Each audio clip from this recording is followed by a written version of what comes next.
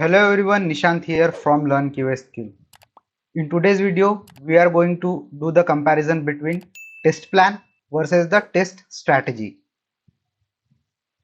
Test plan is a document which contains the plan for all the testing activities to be done to deliver a quality product to the client, whereas the test strategy document captures the approach on how we go about the testing the product and to achieve the goals.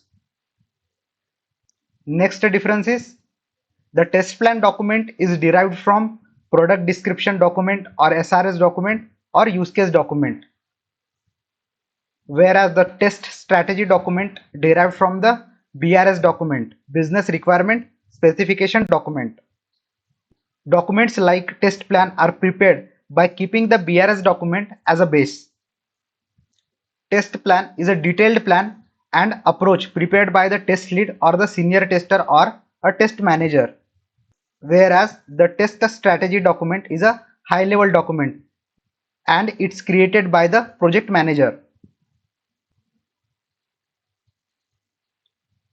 Next difference is the component of a test plan include test plan ID, features to be tested or the test techniques, then testing tasks, features passed or fail criteria, test deliverables, responsibilities and scheduling, etc.